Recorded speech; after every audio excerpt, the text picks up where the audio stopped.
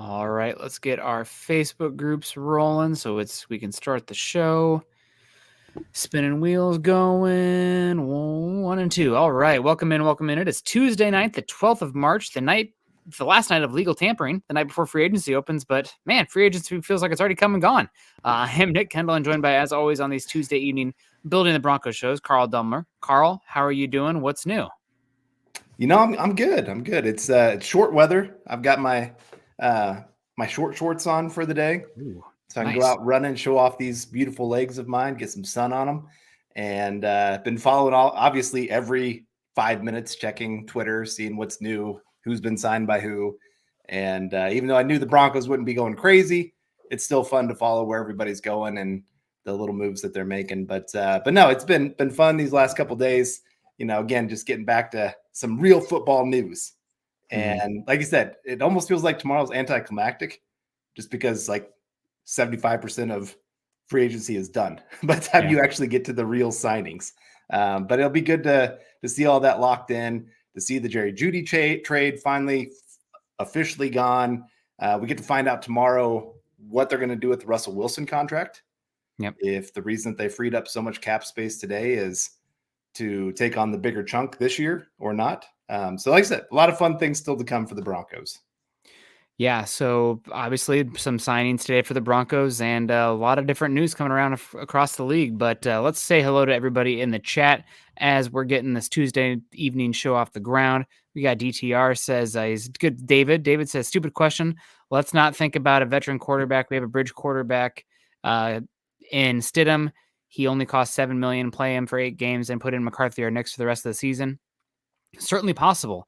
My question is, at this point, can you get another quarterback that you like more for the same or less than Stidham? I mean, a lot of these musical chairs of the quarterback market have been filled, right? Even a lot of the backup spots have been filled. So let's say hypothetically, Sean Payton likes. God, I know I'm picking bad quarterbacks here because that's what's available, guys. I'm sorry, but let's say they like Jimmy Garoppolo more, and you can save $5 million from moving on from Stidham, and you only have to pay Jimmy 3 or 4 because that's what the market is now. Maybe that's something you talk about, but you're talking about a very small moves, even though the quarterback's the biggest position. So maybe it's negligible. Doesn't matter that much in the end. How different is that? But I could still see them making a move at the position with something like that, or maybe making a move for a upside cheap play, something like trading a day 3 pick for Sam Howell. I mean, these are the type of things that are not exciting moves by any means, but things that the Broncos might consider doing. Well, and Jimmy Garoppolo, he's kind of in that same situation as Russell Wilson, that the Raiders will put he had the PED charge, and that made it so that the Raiders are not on the hook anymore. It voided the dollars that the Raiders would be on the hook for. Okay. Well, even there, because of that, it's still, like you said, it's going to be a cheap contract. Yes. He's going to be suspended for a couple games. That takes a couple game checks away from him as well.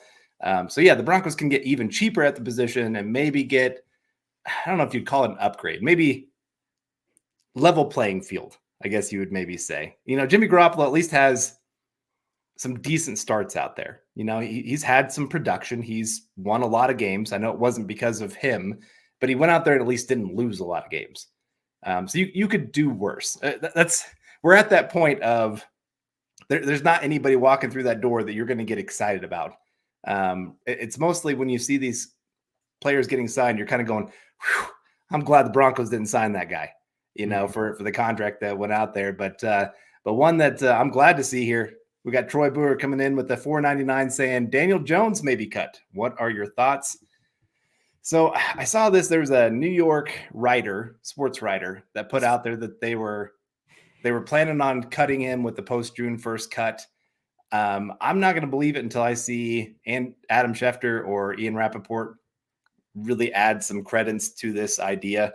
I don't think they're going to do that because they're going to have some dead money. They could still go draft a quarterback this year and just say, hey, we're going to sit him for a year, see what Daniel Jones can do. I don't think they're going to cut him. Yeah, I think I know the tweet that you're referring to, Carl, and probably what Troy's getting at too, a guy named Wesley something. He's a spoof account. He posts, spoof stuff all the time. Looks kind of professional, has the check mark, et cetera, but it's puts out fake stuff like that often, specifically around the Giants. So if you're getting that information from Wesley Steinberg or something like that, then BS. It's that's not a factual account. That's just putting out fake news into the atmosphere. So if Daniel Jones is cut, I mean, sure, why not? You're probably not going to have to pay very much. Again, a lot of seats are filled. He's a solid athlete, underrated athlete, and maybe Sean Payton sees something there. I don't see massive upside, but if he was available, then you probably a better ceiling play and a better floor play than Jarrett Stidham. And Troy's coming back in saying Albright said it on KOA. Okay, well, who knows? We'll see if that's true. But I saw that that Wesley Stein tweeted out there, and he puts out in every offseason 3 or 4 fake news, kind of just trying to get people to retweet him, not under a different name, but looks just professional enough to be believable. Michael Ronquillo coming in. Good evening, Nick and Carl. I'm building the Broncos. Go Broncos. Go Michael. Good to see you in here, the Bronc. Hope you're doing well. Always appreciate you coming in and supporting the show, all the shows over on Mile High Huddle.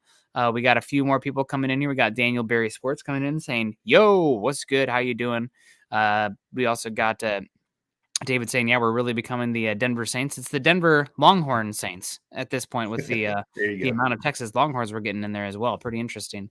Mike S. coming in says, what's up, Carl, Nick, Scott, Dylan, and Broncos country? How doing pretty well. Mike says, are guys the Broncos signing any good?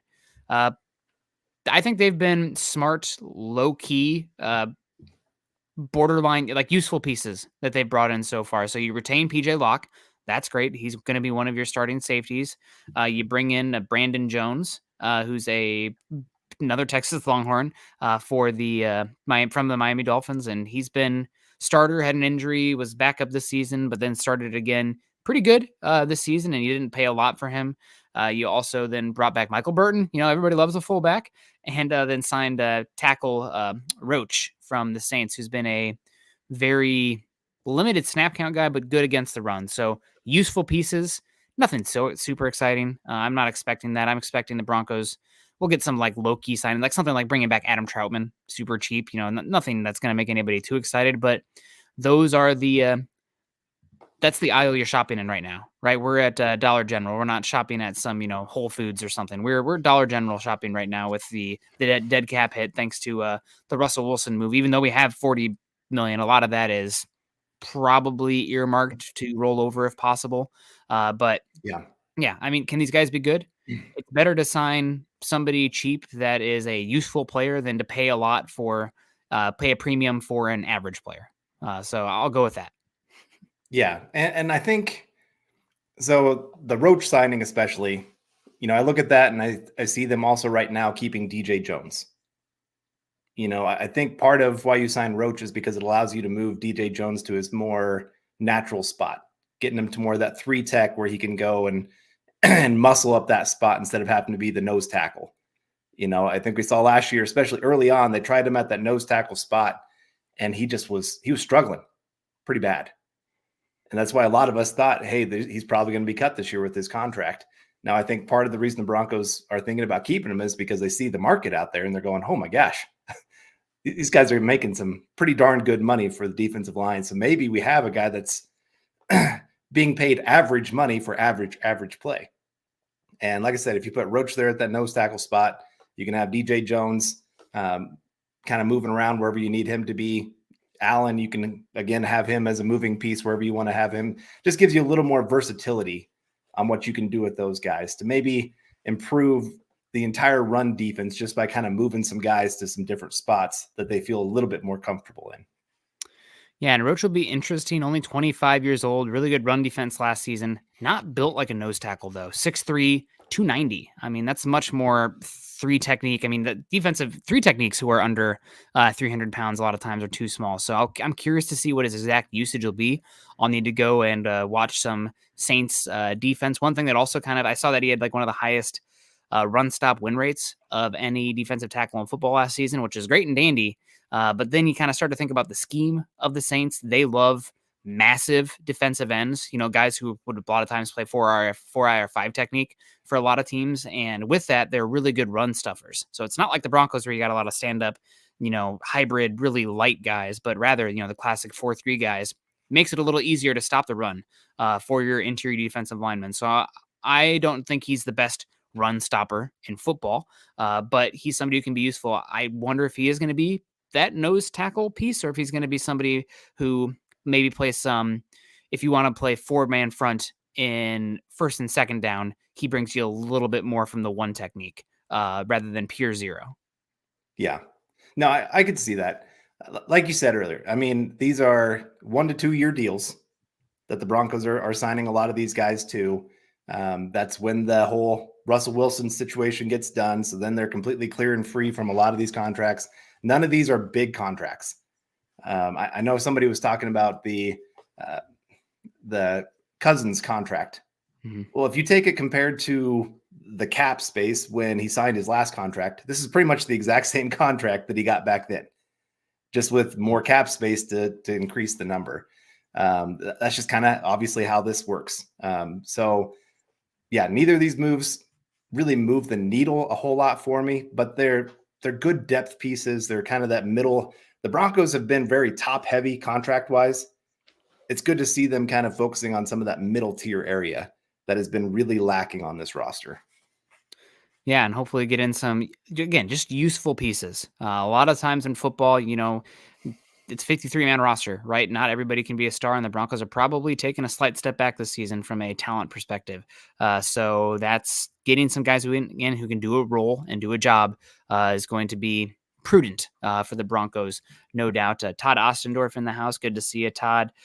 We got William coming in here saying still waiting on what is going on with Bowles. I think he stays now, but do they deal to save more money again this season or what? After some cap manipulations with the contracts of all the recent signings of last season, all the big ones at least, McGlinchey, Powers, and Allen, the Broncos freed up, I believe, close to $40 million. I've seen varying degrees of how much they've actually freed up. Now, the number I want to say is $43 million. So the Broncos don't have to necessarily move on from Bowles to free up more space or anything. And I think that after the cap bump and everything that announced, Broncos are a little bit more interested in keeping Bowles. Now, we'll see what happens with the draft. If the Broncos take a rookie quarterback, they probably want to keep that left tackle there to keep the same starting five, for the starting five from last season. But if they miss on a offensive or on a quarterback, maybe that makes them a little bit more open to selling Bowles because they have not touched Garrett Bowles' contract yet or Cortland Sutton's. They're still very movable. And I think if they were totally in on keeping those guys, they would have done something with their contracts by now to make them easier to swallow this season. Now, something that I think you should move on to, though, is AG1. The older I get, the more seriously I know I have to take care of my health and nutrition. Enter AG1. For people like us sitting at the laptop for hours, writing articles and doing podcasts, it can become all too convenient to rely on coffee and caffeine. But that's not great for your body, especially blood pressure, and there's always the crash with caffeine. With AG1, I get sustained energy, so I'm not reaching for another cup of coffee in the afternoon. On top of that, I can't stand swallowing those horse pill-sized multivitamins, and I've learned recently how important it is to take care of your gut health. AG1 kills all three of those birds with one stone, and it does so in impressive life-altering fashion. Improved gut health, focus, energy, and nutrition, all in one awesome smoothie or mixed in a refreshing and delicious cup of water. AG1 is next level. AG1 is the supplement I trust to support my whole body health and help me feel my best. If you want to take ownership of your health, it starts with AG1. Try AG1 and get a free 1-year supply of vitamin D3K2 and 5 free AG1 travel packs when you first subscribe. Go to drinkag1.com/huddle. Again, that's drinkag1.com/huddle. Check it out. Let's say hello to some more folks in here as we're getting the show going. We got Miguel Santasteven coming in saying, "Sup, fellas? With the cap space Denver is clearing, do you think they'll make some quality signings like a linebacker or wide receiver, say Thomas? There's going to be some more moves, without a doubt. I am curious to see what happens with the linebacker spot. So Josie Jewell is on the move today, signs essentially I think it was a 3-year, $22.5 million contract with the Carolina Panthers. So there is a starting linebacker spot on the Broncos open. Jonas Griffith is back. The Broncos worked to bring him back. He's been somebody that's been that, killer P word potential for a number of years, but hasn't been able to stay healthy. And you still got Drew Sanders there. I know they talked about moving him at edge, but then some recent tweets and interviews with people like Troy Rank and even Mike Kliss again had Sanders in the linebacker conversation. So we'll see what happens with the Broncos at linebacker. I would expect them to go pretty cheap at the position. If so, I mean, you can find some, again, another Alex Singleton. What the Broncos pay him when they first brought him over, it was like 1 year, $2 million, 1 year, $3 million, something like that. So I would expect something like that too with somebody on the market. As far as wide receiver goes, we're kind of just waiting with Cortland Sutton, aren't we? The wide receiver market's kind of funky right now because the top guys went pretty quickly with tagging and new contracts. And now it's kind of been quiet, I think, because the draft class is so incredible at wide receiver. So maybe if Thomas is, I don't know even know if he's officially released, but maybe if Thomas is on the market, then you can pay him, I mean, a relatively cheap contract to come here, but kind of still waiting on the Cortland Sutton domino and see what happens there. And I still question whether Thomas would even want to come back to play under Sean Payton. Yeah. You have to remember those two, they really did not like each other. Now, Michael Thomas doesn't really like many people, so it might just be wherever he goes, he's just going to hate the coach anyway. But I think that bridge might be a little too burned at this time. We'll have to see. Yeah, I do. I think the Broncos will make a couple more moves, but you're right. I think they're going to try to save as much of this cap space as possible. They're going to give themselves flexibility. Like, hey, if there's a move to be made, we can go make it.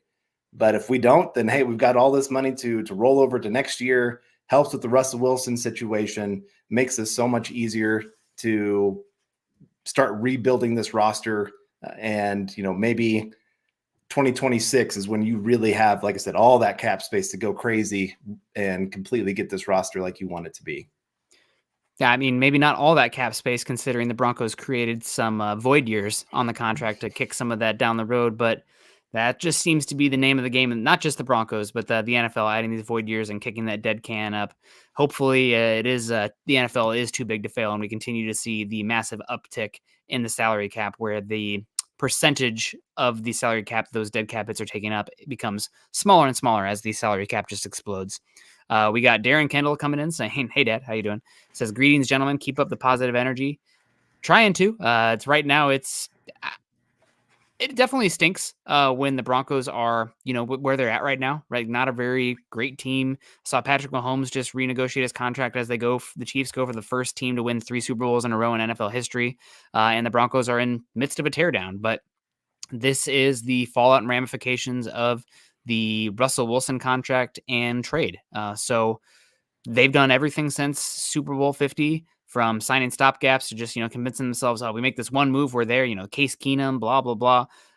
Joe Flacco's still in his prime, but they have not done a true teardown rebuild yet. And this appears to be that. Now, again, those moves of the contracts of McGlinchey, Powers, and Allen kind of go against that, but maybe that's just purely accounting, where you free up a little money in the immediacy that you can roll over anyway. So we'll see what happens there, but trying to keep it the positive energy. Big picture, teardown was needed, and hopefully they can start to build a foundation for this team.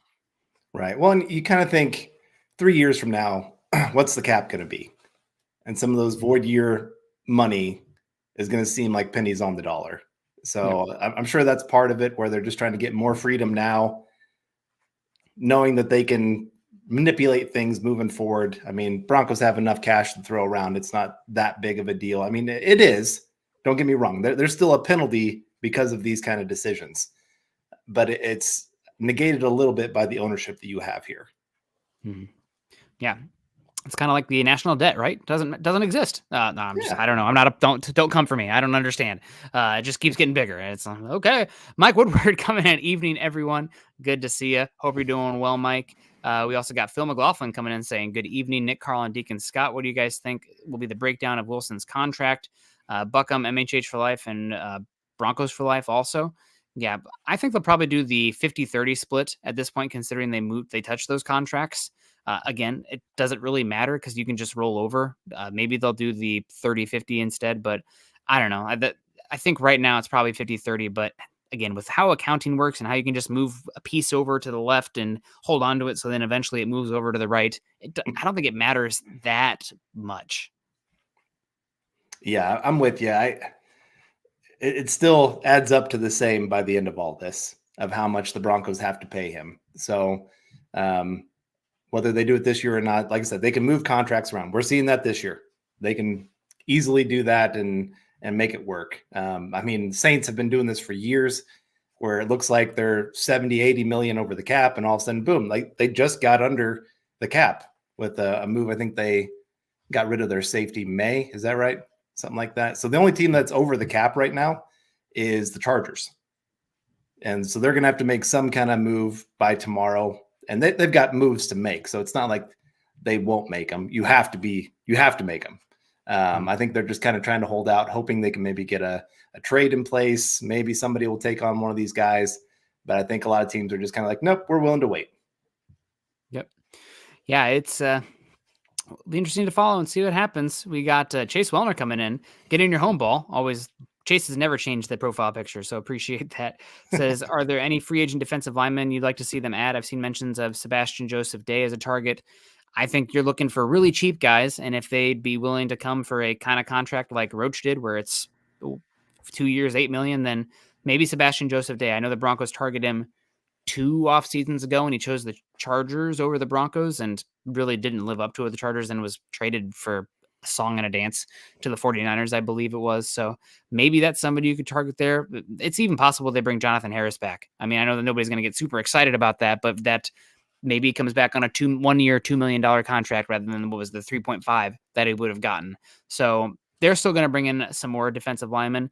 And also you got to consider we're getting Wazarike back as well. He is not officially back. I think he can't reapply or can't apply for reinstatement until June 1st. There's something about, there's like a date. I want to say it's June 1st when he can actually reapply to be reinstated to the league. But yeah, Broncos are still going to do some work on the defensive line, and we are still waiting and seeing on somebody like a DJ Jones there as well. Yeah, there's still a couple decent names out there, obviously, that they could add that would be starter quality. DJ Reader is still out there. Now he's coming off of injury, so that might be scaring a couple teams away of how much to really give him. Yeah, that's a big deal for those guys that pounding in the middle there. So I would say Sheldon Rankins is another one that I think, I mean, he's worked with Sean Payton before. So I could see the Broncos having some interest. It's not just because he worked with Sean Payton before. I do think that matters some. And I know some people are like, oh, I'm so tired of all these Saints and coaches, players coming over. And I'm like, well, they were a winning organization for a lot of years. So this is a little bit different. I can't remember what year it was, but the Broncos brought a ton of Cleveland Brown players over. And the Browns had won like 5 games in 3 years. Back then, okay, that makes sense. Like, why are you doing that? Why are you bringing all these players from a horrible organization over? But at least with the Saints, a lot of these players are coming from a winning culture a lot of their career. And they're not big contracts, so it's not going to hurt you too bad. Yeah. It's not a big deal with the Saints guys they've targeted so far. It's more of the Longhorn stuff on defense that's making me question. Big 12 defenses? You kidding me? No, that's I think you can be okay with defensive backs, I guess. But not Big 10 or SEC, that's for sure. We got Mike Woodward coming in, said Nick's had his pro day today. Yeah, the Broncos had 2 scouts there. I also saw in the background name of Broncos past, Rich Scangarello was there as well, working for the Raiders now. So yeah, Nick's is definitely in the conversation for the Broncos and a number of those teams. There's still a lot of quarterback hungry teams. And we'll see what happens with the Broncos. They're definitely hunting for a quarterback. We'll see if it plays out that way. String Guy coming in saying, good evening all. Good to see you, String Guy. Hope you're doing well. Oh, sorry about that, Scott. Go ahead. We got Naj coming in here. Good to see Naj. Says, hey, brothers, worst D in football last season. Lose Simmons, lose the outlaw, keep VJ. I don't like Sean Payton as a general manager, but just have to hope he has some idea of what he's doing. Yeah, I think the Broncos are taking a step back, and I think that it was either some offensive pieces or some defensive pieces. And if you are in the market you have to take a step back from, salary cap, roster perspective, but you're also in the market at the same time for a rookie quarterback. It's pretty hard to want to totally tank and tear down the offense. You don't want that guy to get bad habits. You don't want him to just have no shot out there. And you don't want to have a misevaluation of the quarterback once they are inserted. We talk about on here a lot, Carl, are you making reasons versus excuses. You lose your left tackle, you plug in a Alex Pashetsky, what is he, 6'2", 6'3" tackle, undrafted free agent at tackle. Good luck. And then you lose Cortland Sutton and Jerry Jeudy. Who's he throwing to at that point, right? So if you are bringing in a rookie quarterback, you don't want to completely tear down the offense. And what does that leave? The defense was not the worst defense in football last season. They were bottom 10. They were on a real good heater there with turnovers there for a bit, but that went bye-bye pretty quickly, and then the team plummeted back to what we saw before that. But, I would expect the defense to probably take a step back this season. The real question is, can they develop and get better on the lines of scrimmage? The secondary, I think, be fine. I'm excited to see what Jim Leonard does here, but they got whipped up front way too often. They could not establish their will. They couldn't stop the run. They couldn't get after the passer without blitzing. So hopefully that is something that can just raise the baseline of the team if they do improve the defensive front. Yeah. And like I said, with quarterback, if the Broncos really are going this rookie direction, which does seem like they're heading that direction with not signing one of these even middle tier free agents at this point. Like I said, you want to have at least a few pieces around them to not completely destroy them day one. Yeah. I saw somebody post something about the 2021 class, be like, oh, everybody hyped this up as this great class. And well, yes, the players, a lot of them did fail. I mean, you're going to see Justin Fields probably move to another team. Mac Jones just got traded. Wilson got benched, maybe might be traded or released here pretty soon. Trey Lance. Trey Lance got traded. I would say Trey Lance is the only one that I would say went to a great situation day one. Mm-hmm. And he got injured, didn't have the reps. So some of that's on him. Some of it's just a situation that happened to him. But a lot of these other guys just went to horrible situations. Justin Fields didn't get a true receiving option until this last year. And then he was kind of banged up and had some bad habits going on already. The Jets, horrible offensive line for a long time there. Even Rodgers would be complaining about how much that group really stunk this last year. He complained about anything, but yeah. Well, that's true. That is true. And Mac Jones, didn't even have an offensive coordinator after his rookie season. Had no weapons at all. And so I'm not saying that they wouldn't have failed if you put them in the perfect situation. I'm just saying you never even gave them a chance.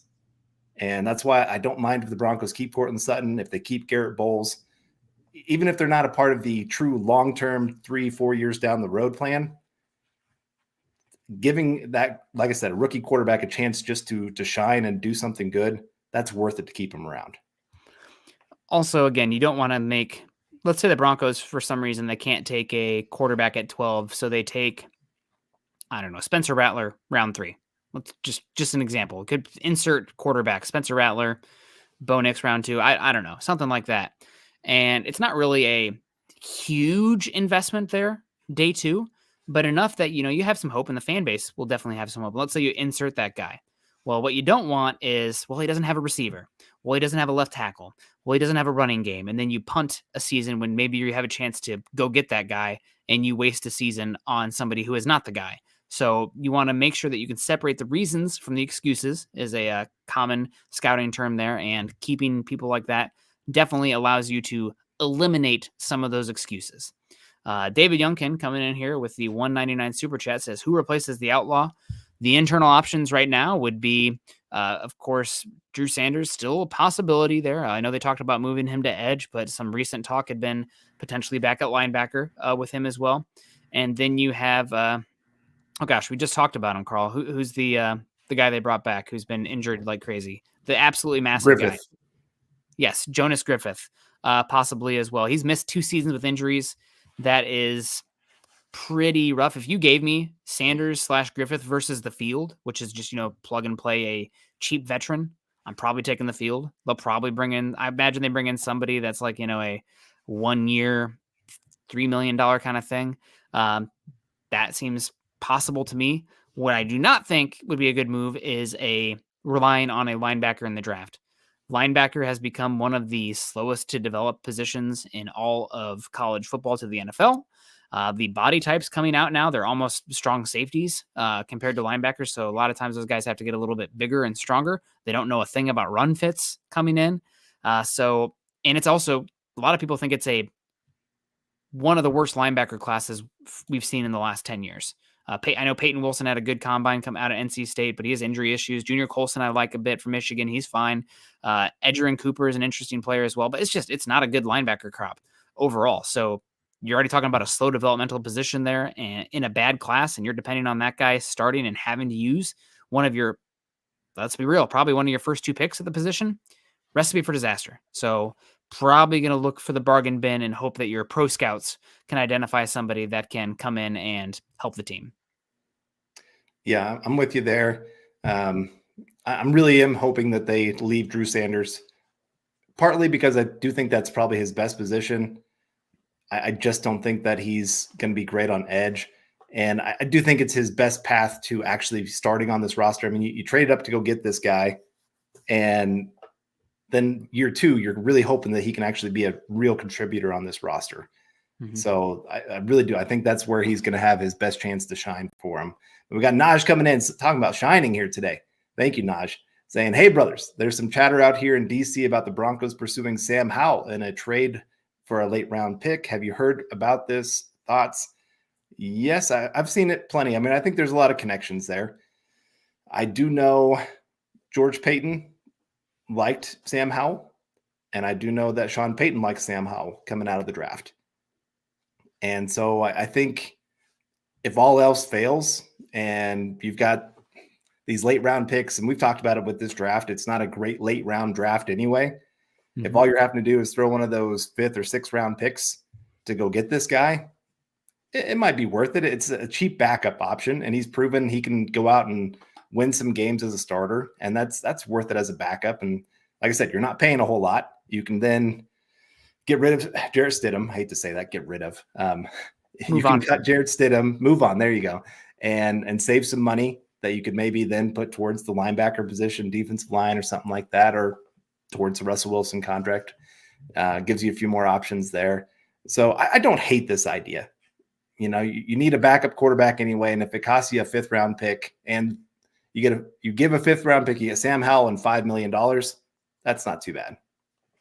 And Riptide comes in and says, please no Sam Howell. It would have to be very cheap for me. You still have 2 years of cost control. He's a bigger framed quarterback that has requisite NFL arm talent, but he led the league in sacks last season. I also think he might have led the league in interceptions as well. His negative EPA with those 2 things, had to be the worst in the NFL. And I know he had 1 good game against Denver, but then he went, 3-13 outside of that.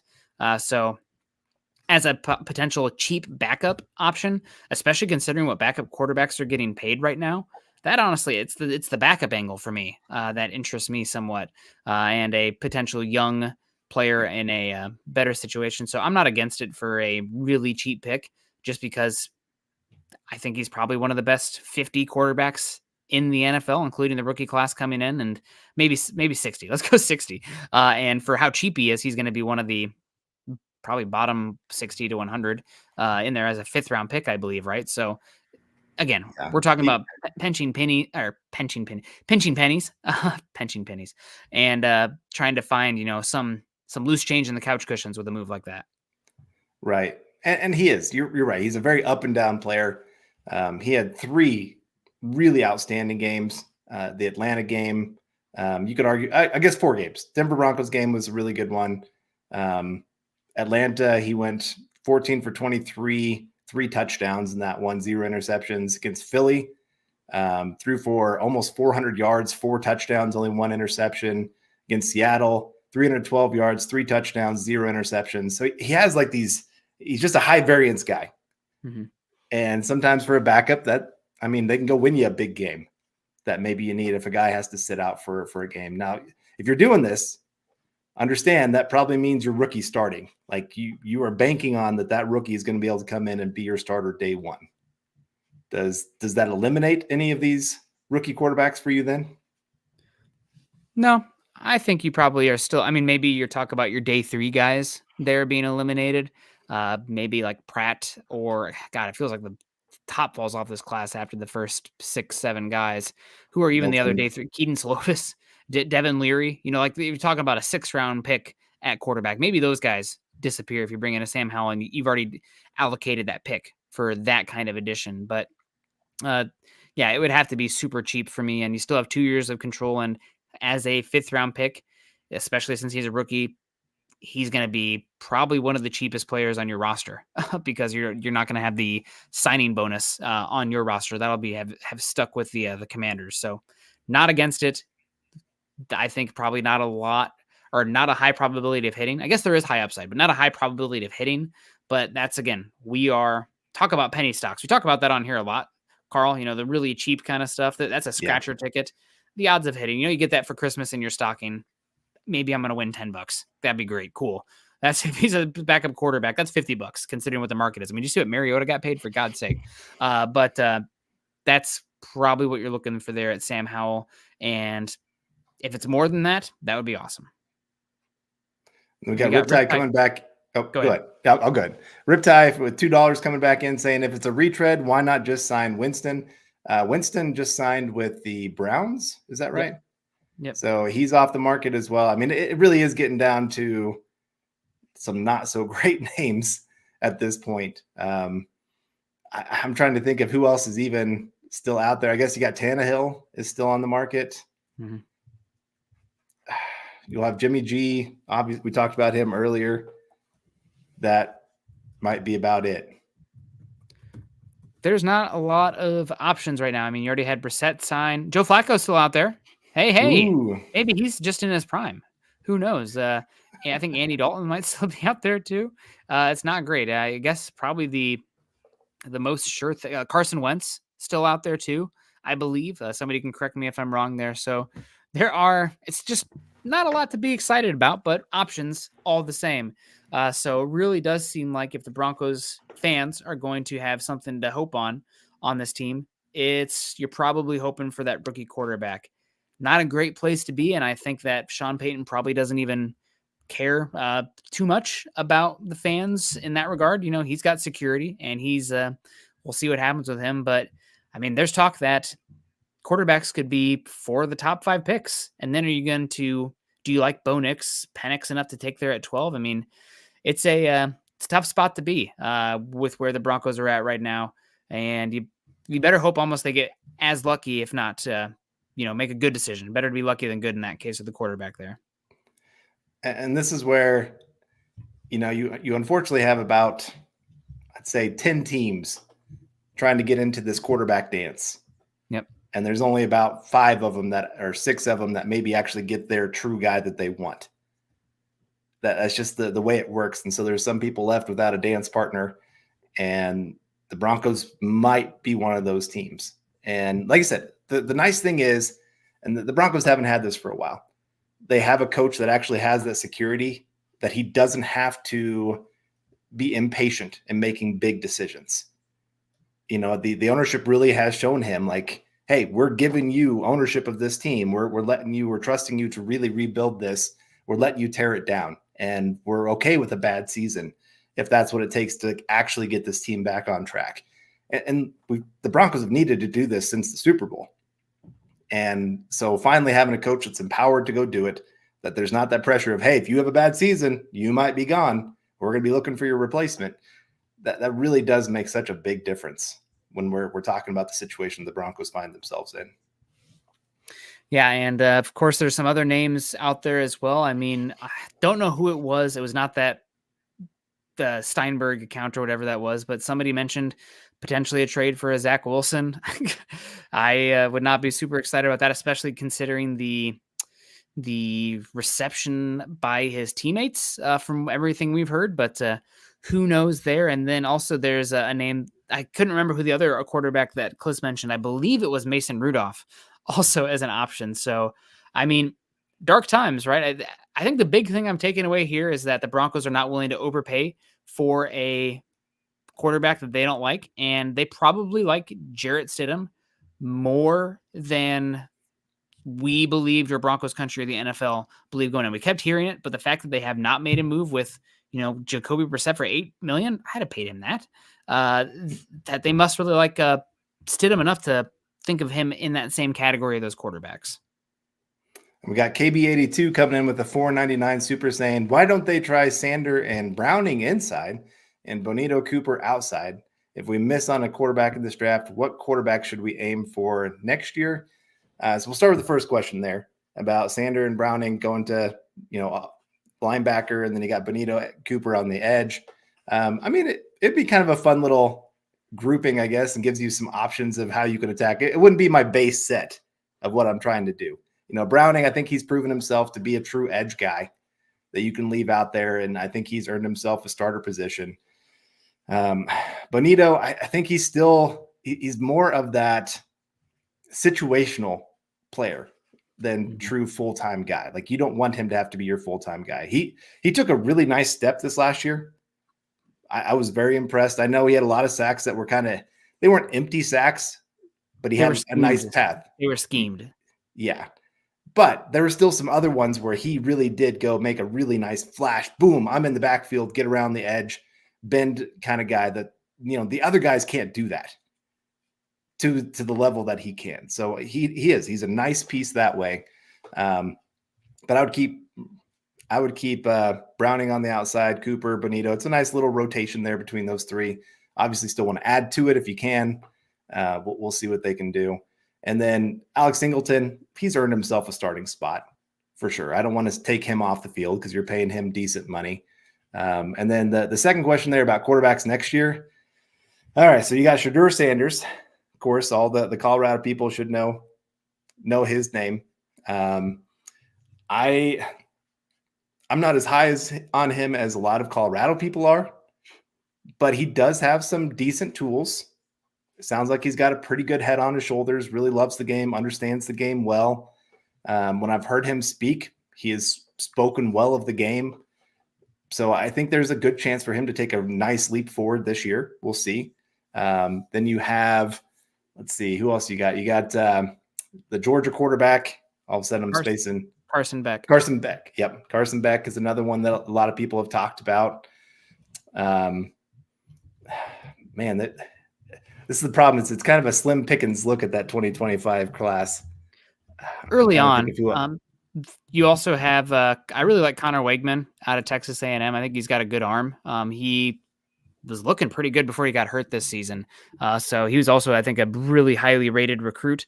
So keep an eye on him. And also, speaking of another highly rated recruit, Dylan Von Arx brings him up, but Drew Aller out of Penn State, he's huge and he's got a big arm, but he was really erratic last season. But Penn State fired their offensive coordinator. They went out and paid a wide receiver, I think, pretty good money in the transfer portal too. So Drew Aller is, just from the arm, athleticism, frame perspective, he gets a foot in the door. Also, you got those seniors that were toe in the draft class, came back out though. Cam Ward, DJ Ugalele, playing at, I think, Miami and Florida State, if I'm not mistaken. So, those probably day two guys, but guys to keep an eye on all the same. Quinn Ewers. Yep. I was going to say Texas, if we're all about Texas.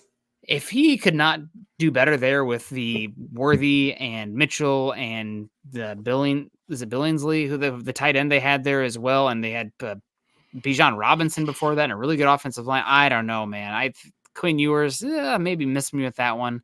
I'm also really curious to see what happens with Riley Leonard, transferred from Duke to Notre Dame, and he played injured this last season, but he's a really good athlete. And Duke had a good offensive line for the most part, but their weapons were atrocious.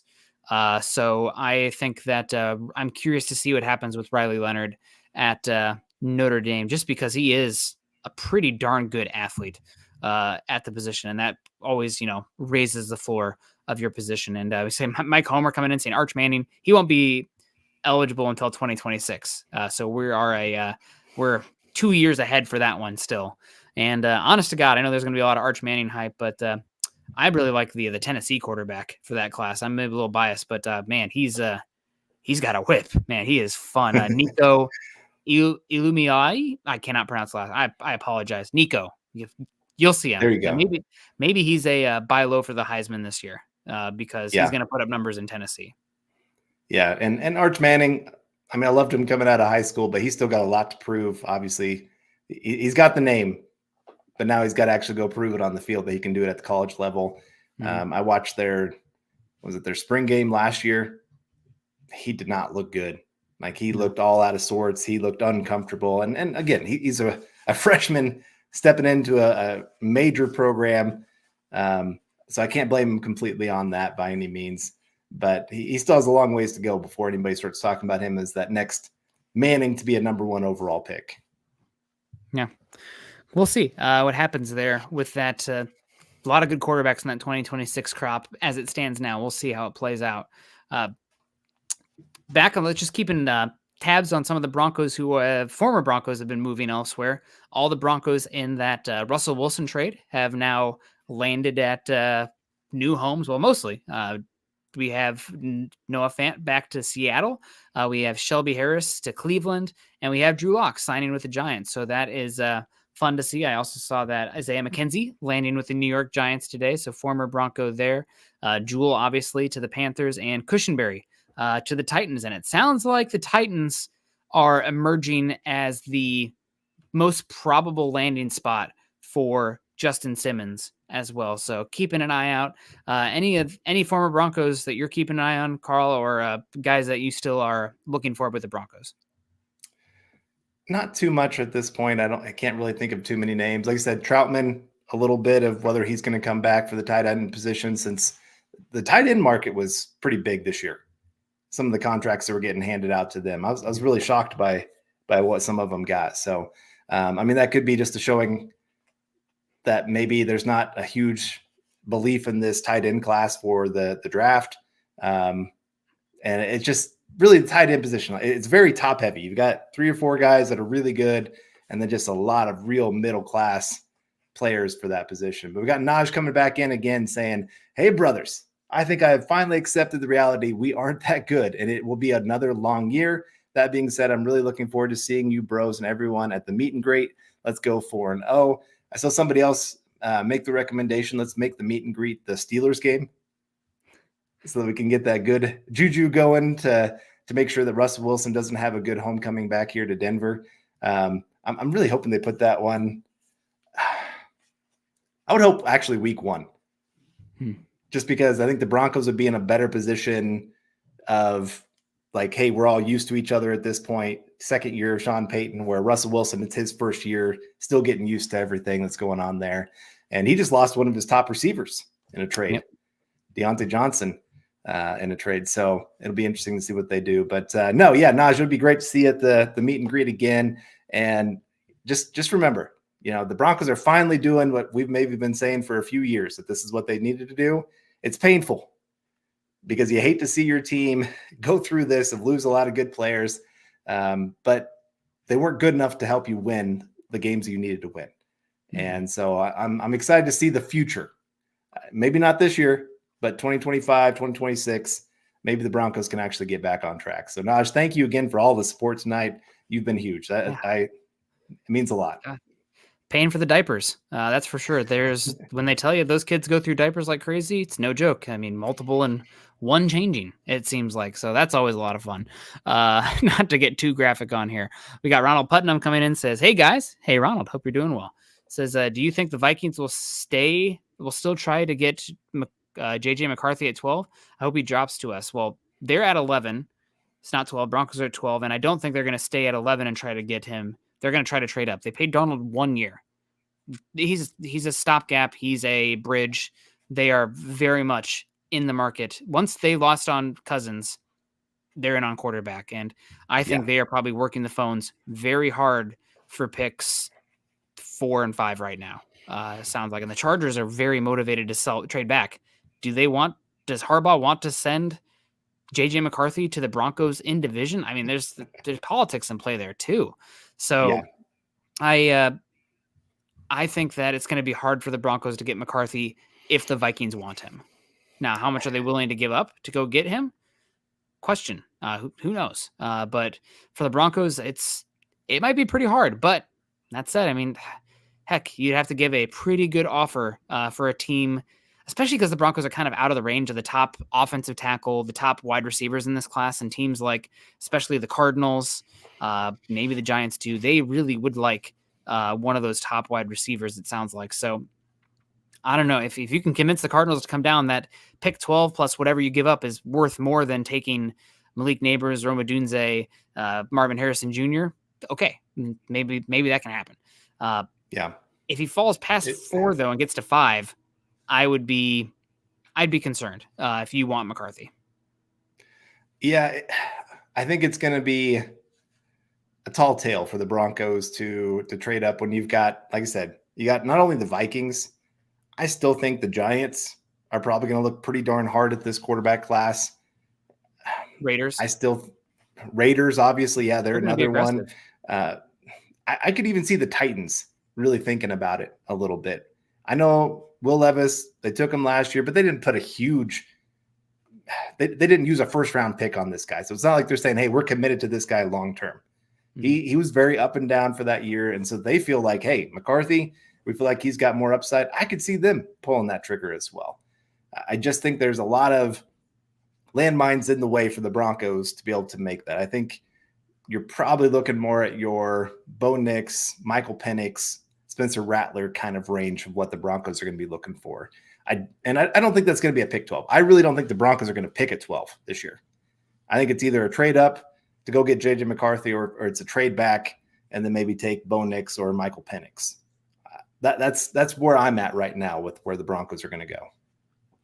And we'll see what happens with Drake May too. I mean, there's a possibility that the Patriots evaluate JJ McCarthy better than May, and then May falls to 5. And unfortunately, the Vikings also have a connection with Drake May, where I think their quarterback coach worked with May in the past, or maybe was the high school coach of May. I mean, there's some big connection between the guys. So we'll see what happens. But yeah, Carl, we're going to have to wrap it on up here. Not a big news day for the Broncos, but you do have some useful pieces coming back. Burton is here. Excited to see what Roach can do. Happy to have PJ Locke back. You got 2 starting safeties for the same price you were going to pay just Simmons, if not, I mean, less than that. So that's, I guess, good for the Broncos in the end. Still have some question marks. The linebacker position, of course, tight end, of course, but, and then everybody knows quarterback, but a lot of the guys that are on the roster right now are probably going to be similar to guys they're trotting out this season. So we'll hope for the best. Michael Ronquillo comes in and says, great show tonight, Nick and Carl, and building the Broncos. Go Broncos. Thank you so much, Michael. I hope you're doing well. And any final thoughts, Carl, before we wrap it on up? No, I always remind people this time of year, don't jump the gun on saying, all is lost or all is gained by, just these few days. It's a whole process. You got to see the full picture before we really make a decision one way or the other of how the Broncos did this offseason. I think too often people, they get anxious of why aren't the Broncos making this move, or why didn't they sign that player? That was a great contract. They should have done that one. And I get that way because there's been a couple contracts I'm like, oh, that would have been kind of a nice player for the Broncos to have here. But like I said, I just want to see the full picture, the full vision of what they're doing. Maybe it is, like I said, tomorrow we get to see that they want to take on the bigger part of Russell Wilson's contract. And so they're just really trying to set it up where they don't have to worry about that as much moving forward. That's fine. If that's really the direction they want to go. Maybe it is that they have a couple people in mind that they want to bring in and say, hey, we're still thinking we can be competitive. I think there's just a lot of directions the Broncos can go. So wait for the full picture. Yeah. We're going to see. And the winners of free agency are very few times the winners at the end, winners of the division. A lot of times guys who hit free agency, there's a reason they hit free agency, right? And teams are letting the non-premium positions, the non-premium players at premium positions, those guys never sniff free agency. They're either tagged and traded beforehand, or just kept. I mean, how often are the top, kind of like Brian Burns? Think about that, right? He was set to be free agent. No, somebody's going to be willing to give up draft picks and whatnot on the tag and trade options as well. So always be a little bit trepidatious of the big time winners in free agency, because most of the time you're paying premium prices for middle of the pack players, unless they're playing non-premium positions. So going to be interesting to see how it plays out, and glad to see the Broncos taking their medicine this season. I mean, not that they have much of a choice after what happens with the Russell Wilson fallout, but we'll see. We will see. It's the small moves, and hopefully those ones add up to big things for the Broncos. Thank you guys so much. We're going to close out here. Make sure you're following Carl on Twitter at Carl Dumler MHH and myself at Kendell MHH. Also follow us at Mile High Huddle and, of course, Facebook.com/Mile High Huddle and Facebook.com/Mile High Huddle Pod. And as the ticker says here underneath, please subscribe to our show, Mile High Huddle, like the channel, and share on your social media platforms. Not too much news for the Broncos today, but hey, a lot of news last season, and it didn't equate to too many wins. So we'll see if it's a different result this time around. Hopefully onward and upward. Appreciate everyone coming in here. Naj came in so much. Troy Boer, Michael Ronquillo, Miguel Santasteven, the old man, Darren Kendall, good to see you. Phil McLaughlin, Chase Wellner, of course, Riptide a few times. Kenneth, good to see you. Ronald Putnam as well. So good to see David Youngkin also. Appreciate all you guys supporting this show. You don't have to be like those folks, though. Just click a thumbs up on the way out. Share our channel. Helps us a heck of a lot. We appreciate you. Everyone have a great rest of your Tuesday night. Continue to choose kindness and compassion. Go Broncos.